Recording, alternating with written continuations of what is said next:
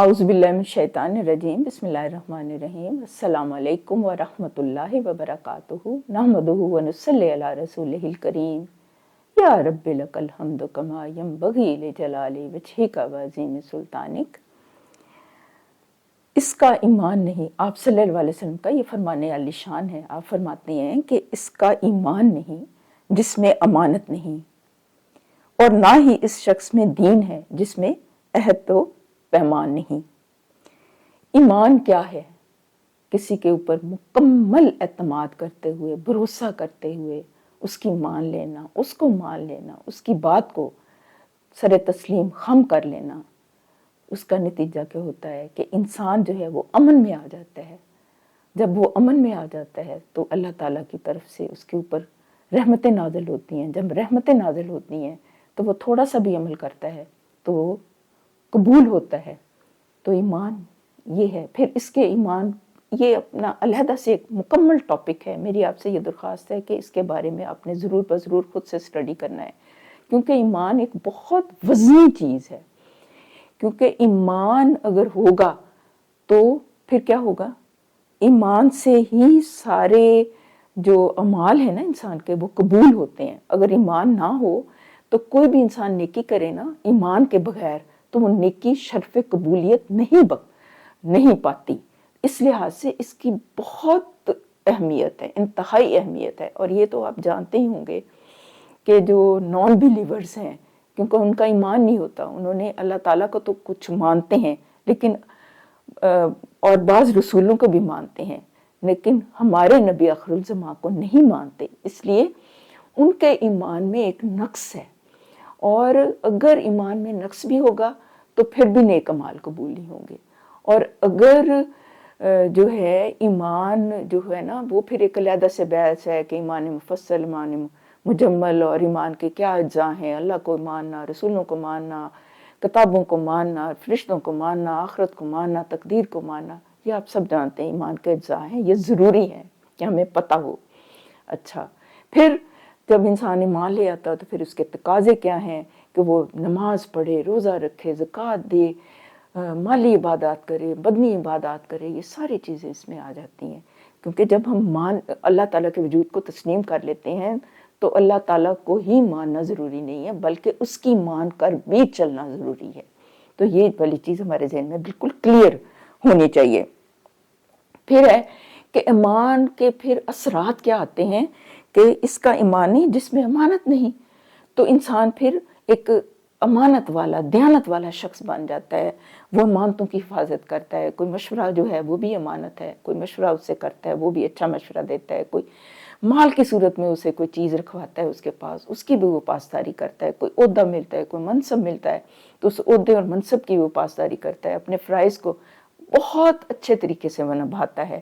تو یہ سب عہدہ، منصب، یہ سب ایمانتیں ہیں، اور ان کے جو تقاضے ہیں ان کو اچھے طریقے سے نبھاتا ہے اور نبھانے کی کوشش کرتا ہے۔ تو جس میں یہ امانت مطلب وہ جو شخص انفرادی طور پر، جو گروہ اجتماعی طور پر، جو قوم اور جو ملک جس کے اندر یہ امانت داری نہ ہو اور یہ معاملات میں وہ اچھے نہ ہوں، تو اس کا مطلب ہے کہ ان کے اندر ایمان ہے ہی نہیں۔ اللہ تعالیٰ خود کہہ رہے ہیں نا، یہ تو آپ صلی اللہ علیہ وسلم کا فرمان ہے، کہ اس میں امانت ہی نہیں ہے، یعنی وہ پھر اس کا ایمان ہی نہیں ہے جو امانت کی پاسداری نہیں کرتا، اور نہ ہی اس شخص میں دین ہے جس میں عہد و پیمان نہیں۔ اچھا، اب ہمارا جو دین ہے یہ دین فطرت ہے۔ کیونکہ یہ دین فطرت ہے تو اس میں ہماری جو دین ہے نا اس کی بنیاد ہے کلمہ طیبہ، لا الہ الا اللہ محمد رسول اللہ صلی اللہ علیہ وسلم۔ تو کلمہ طیبہ جو ہے نا یہ ایک قول و اقرار ہے، یہ ایک عہد ہے جو ہم اللہ تعالیٰ سے باندھتے ہیں کہ اے اللہ تیرے سوا کوئی معبود نہیں، یا اللہ تیرے علاوہ کوئی محبوب نہیں، یا اللہ تیرے علاوہ کوئی دینے والا نہیں، یا اللہ تیرے علاوہ کوئی اور ایسا مرکز و محور نہیں، بس تو ہی تو ہے، تجھی سے امیدیں ہیں، تجھی سے ہماری سب، ہمارے دل کی رغبتیں بھی تیرے لیے ہیں، تجھی سے ہم خشیت کرتے ہیں، تجھی سے ہم خوف کرتے ہیں، تجھی سے مانگتے ہیں، ایاک نعبد و ایاک نستعین۔ پھر وہ بہت سے عہد آپ یاد کر لیں، وعدہ الست یاد کر لیں، ایک بندے کا اللہ تعالیٰ کے ساتھ وعدہ بندوں کے ساتھ وعدہ، ایک قوم کا دوسری قوم کے ساتھ وعدہ. لیکن آج کل آپ دیکھ لیں کہ کتنی وعدہ خلافیاں ہو رہی ہیں. انسان اس بارے میں بالکل اس چیز کی طرف توجہ ہی نہیں کر رہے. اور عموماً کیا وتیرہ ہے کہ وعدہ کرتے ہیں توڑ دیتے ہیں، اور ہم یہ سمجھتے ہیں کہ وعدہ شاید کوئی بہت بڑی بات ہے کہ میں یہ والا کام میں ضرور پورا کروں گا یا پورا کروں گی. یہ بھی وعدہ ہوتا ہے کہ یہ جو چھوٹی چھوٹی چیزیں ہم آپس میں ڈیل کر رہے ہوتے ہیں کہ فلان شادی پہ وہ کارڈ وہ دیتے ہیں کہ یہ جو کھانا جو ہے وہ اتنے بجے سرو ہوگا، 8 بجے کا ٹائم لکھا ہوتا ہے تو کئی دفعہ وہ 10 بجے سرو کرتے ہیں، کئی دفعہ ریسیونگ ٹائم اور ہوتا ہے تو وہ وہاں پہنچتے بہت دیر سے ہے. اور کسی کام کرنے والوں کو اگر گھر میں کوئی اس طرح سا کام کروانا ہو، کہتے ہیں جی باجی ہم ابھی آتے ہیں تھوڑی دیر تک، 10 منٹ تک، 15 منٹ تک، تو وہ شام کو آتے ہیں. تو یہ بھی وعدے ہوتے ہیں نا، تو ان کا بھی پاسداری کرنی ہے. اس کے بارے میں بھی پوچھ ہوگی. بڑے بڑے وعدے تو اپنی جگہ ہیں، پھر جو شادی بیاہ ہے وہ بھی ایک کانٹریکٹ ہے، وہ بھی وعدہ ہے. تو اللہ تعالیٰ تو کہتے ہیں کہ جس میں عہد کا پاس نہیں اس کا تو دین ہی نہیں ہے. یہ کتنی بڑی بات ہے جو ہمیں حضور پاک صلی اللہ علیہ وسلم بتا رہے ہیں. اور اللہ تعالیٰ نے آپ صلی اللہ علیہ وسلم کو وحی کے ذریعے یہ ساری چیزیں بتائی تھیں. کوئی ایک وحی مطلوع ہے، ایک وحی غیر مطلوع ہے. وحی مطلوع تو وہ ہے نا جس کی ہم تلاوت کرتے ہیں، وحی غیر مطلوع وہ ہے جو کہ آپ کی سنتیں ہیں.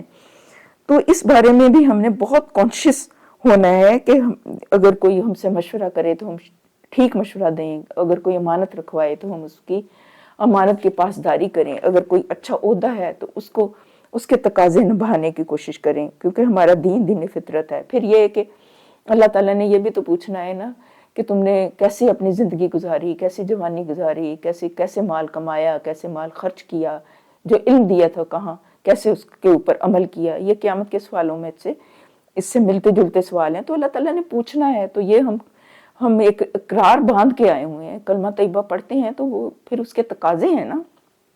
علماء کرام اس کے بارے میں بہت اچھا وضاحت کرتے ہیں. وہ بتاتے ہیں کہ جب ہم کلمہ طیبہ پڑھ لیتے ہیں نا تو ہم اسلام کے دائرے کے اندر داخل ہو جاتے ہیں. تو وہ صرف ہم داخل ہوتے ہیں، آہستہ آہستہ ایمان جو ہے وہ آہستہ آہستہ ہمارے دلوں میں داخل ہوتا ہے. جیسے جیسے ہم نماز پڑھتے ہیں ایمان گہرا ہو گیا، زکوٰۃ دیتے ہیں ایمان گہرا ہو گیا، پھر ہم تھوڑا سا اور عمل اچھے کرتے ہیں تو ایمان گہرا ہو گیا. یہ نہیں ہے کہ بس ہم نے کلمہ طیبہ پڑھ لیا تو ہم پاس ہو گئے. اور وہ بڑی اچھی مثال ہے کہ دیکھیں دنیا میں رہتے ہوئے بھی تو ہم ایگزامز دیتے ہیں، تو پھر ایک درجہ میں جب انسان ہوتا ہے تو اس میں وہ محنت کرتا ہے، پھر ایگزام دیتا ہے، پاس ہوتا ہے تو پھر ہی اگلے درجے میں جاتا ہے نا. تو اسی طرح سے دین کا بھی ہے نا، دین میں بھی اسی طرح سے آہستہ آہستہ آپ آگے بڑھتے ہیں. تو اس کے لیے بھی کوشش کرنی ہے. جنت جو ہے اس کا حصول کوئی اتنا آسان بھی نہیں ہے، اس کے لیے محنت کرنی پڑتی ہے. جیسے دنیاوی ایگزامز کے لیے محنت کرتے ہیں اس کے لیے تو بڑی محنت ہو جاتی ہے. دراصل ہمارا یقین پختہ نہیں ہے، اصل میں یہ بات ہے. اس میں یقین کی پختگی کی ضرورت ہے. وَبِالْآخِرَةِ هُمْ يُوقِنُونَ، وہ لوگ جو کہ آخرت کے اوپر پورا یقین رکھتے ہیں. اور آخرت کے اوپر کیسے یقین آتا ہے؟ قرآن پاک پڑھنے سے، کائنات فطرت کو دیکھنے سے، اپنے وجود کے اوپر غور کرنے سے. تو یہ کائنات کی نشانیوں کو دیکھ کر وہ یقین آ جاتا ہے نا انسان کو. یہ ہے. پھر اس کے بارے میں اللہ تعالیٰ نے بھی ارشاد فرمایا نا قرآن پاک میں کہ اللہ تمہیں حکم دیتا ہے کہ مانتے جن کی ہیں ان کے سپرد کر دو. پھر یہ اسی طرح سے اور بھی ہیں کہ وہ مومن وہ ہیں جو اپنی امانت اور اپنے عہد کی پابندی کرتے ہیں، رعایت کرتے ہیں. یہ بھی قرآن پاک میں سورۃ المومنون کی آیت کی ترجمانی میں نے آپ سے رکھی ہے. اور سب سے بڑی بات وہ یہ کہ حضور پاک صلی اللہ علیہ وسلم کا نام کیا رکھا گیا تھا؟ صادق اور امین، سچ والا، امانت والا، اور امین، امانتوں کی حفاظت کرنے والا، عہد کی پاسداری کرنے والا. اور آپ نے عہد نبھا کے دکھائے. وہ آپ سب نے واقعات وہ پڑھے ہوں گے، سنے ہوں گے، بے شمار واقعات ہیں. حضرت علی رضی اللہ عنہ کا وہ واقعہ بھی آپ کو یاد ہے کہ کس طرح ہجرت کے موقع پر آپ صلی اللہ علیہ وسلم نے اپنے بیڈ کے اوپر انہیں لٹا دیا تھا اور کہا تھا کہ امانتیں واپس کر کے آنی ہے آپ نے. حالانکہ وہ ان کے دشمن تھے تو آپ کو امانتوں کی کتنی زیادہ پاسداری تھی. تو یہ آپ دیکھ لیں کہ ہمارے لیے پھر کتنا ضروری ہے کہ عام جب کہ سکون کا ماحول ہے، اطمینان ہے، تو اس میں ہم نے اپنے تعلقات کو اور کس طرح سے ٹھیک طرح سے نبھانا ہے، کس طرح جو ہمارے اوپر مختلف قسم کی ذمہ داریاں ہیں ان کو کیسے لے کے چلنا ہے، اپنے گھر میں، اپنے باہر، اپنے رشتہ داروں میں ہم نے کون سا طرز عمل اختیار کرنا ہے کہ جس کی وجہ سے ہمارے اپنے گھر کا بھی سکون برقرار رہے اور باہر کے معاملات بھی ہمارے ٹھیک ٹھاک چلتے رہیں. تو اس کے لیے یہ اللہ تعالیٰ نے ہمیں مطلب ایک طرح سے ہدایت دی ہے کہ آپ اس کے اوپر عمل کریں گے تو آپ کی زندگی جو ہے وہ خوبصورت ہو جائے گی۔ اور سب سے بڑی مثال یہ ہے کہ آپ صلی اللہ علیہ وسلم کی زندگی تو ہمارے سامنے ہے نا، آپ کی زندگی میں ہمارے لیے بہترین نمونہ ہے، ہمیں ادھر ادھر دیکھنے کی تو ضرورت ہے ہی نہیں۔ پھر یہ ہے کہ آخر میں قول حکمت ہے کہ سچے انسان کی زندگی اصولوں کے تابع ہوتی ہے، اور جھوٹے انسان کی زندگی مفادات کے تابع ہوتی ہے۔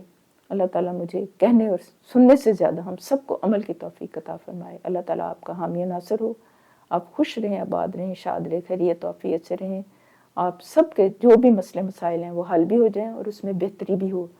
اللہ تعالیٰ سب کی جائز حاجات کو پورا فرمائے۔ والسلام۔ سبحانک اللہم و بحمدک، نشہد لا الہ الا انت، نستغفرک و نتوب الیک۔